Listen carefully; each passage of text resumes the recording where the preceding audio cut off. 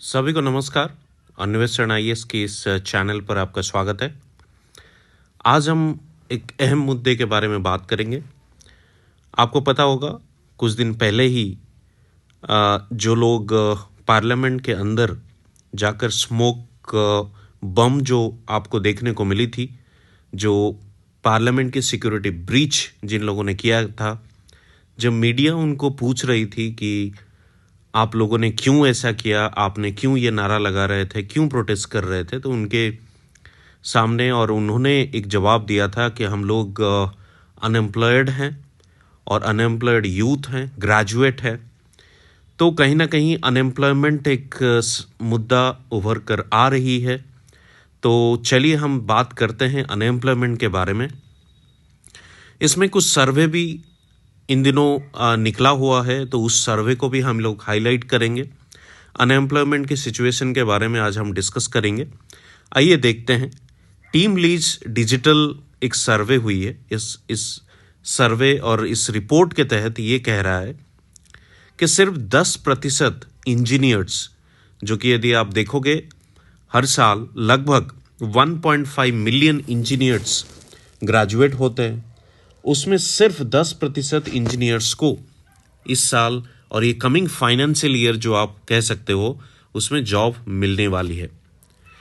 आपको ये लगेगा कि इतने कम जॉब क्यों मिल रही है, या ये सिर्फ 10% क्यों?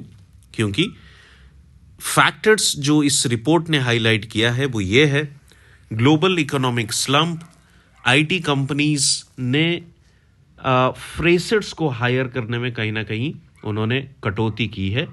और ऑलमोस्ट यदि आप देखोगे पिछले साल के अपेक्षा इस बार इन्होंने फ्रेशर्स को हायर करने का जो मार्जिन है वो ऑलमोस्ट 40% उन्होंने कम कर दिया है। देखिए, जो बात यह है कि सितंबर या अक्टूबर के महीने में भी और एक रिपोर्ट आई थी, अजीम प्रेमजी यूनिवर्सिटी की ही रिपोर्ट थी।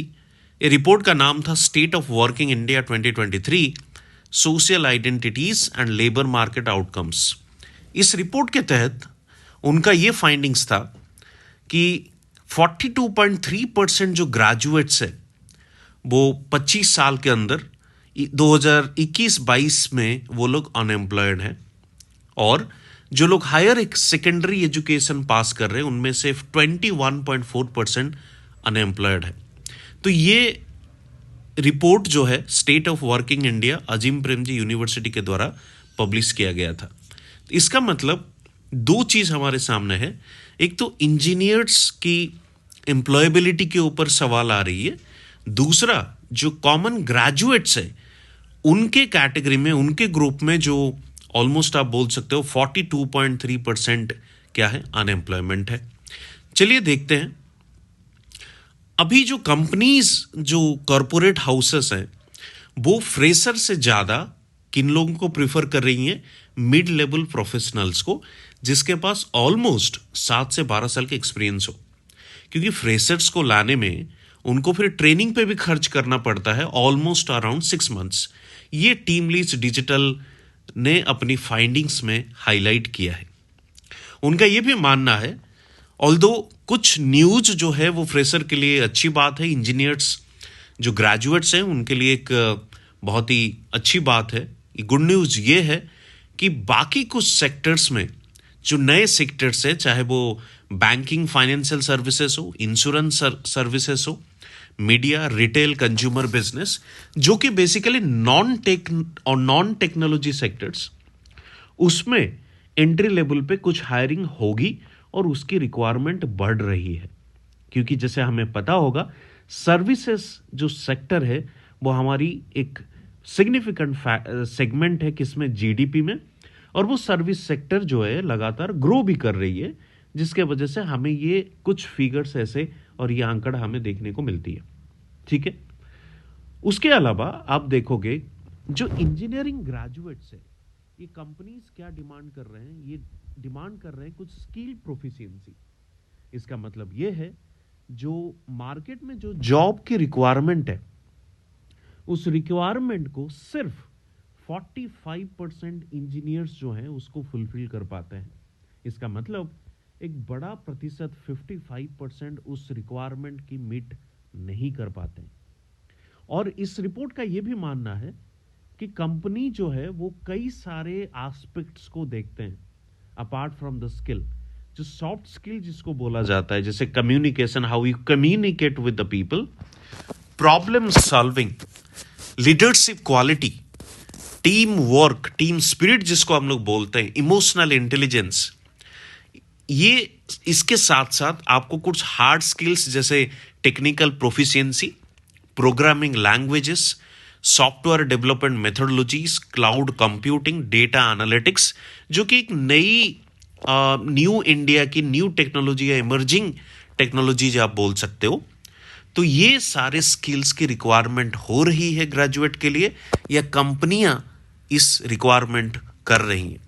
हाउएवर, जो ग्रेजुएट्स है, जो इंजीनियरिंग ग्रेजुएट्स है, उनके पास कहीं ना कहीं इसकी कमी देखने को मिलती है, जिसके वजह से हायरिंग नहीं हो रही है अमंग द फ्रेशर्स। इसके अलावा यदि आप देखोगे, इस रिपोर्ट ने यह भी हाईलाइट किया है कि सरकार को करनी क्या चाहिए।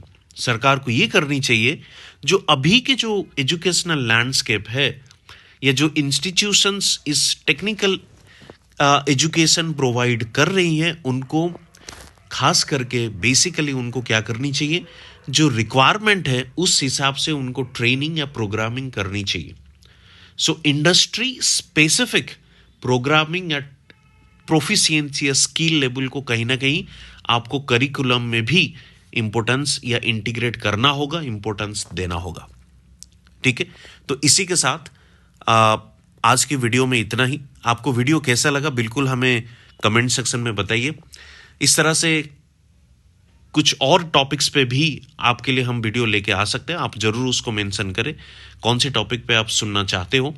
उसके अलावा आप बिल्कुल हमारे चैनल को सब्सक्राइब करें और लाइक करें, शेयर करें अपने दोस्तों के साथ, ताकि आप इसी तरह अपडेट्स और इसी तरह नए नए टॉपिक्स पे वीडियो में आपको अपडेट्स आता रहे। So thanks for watching, will meet soon with another video.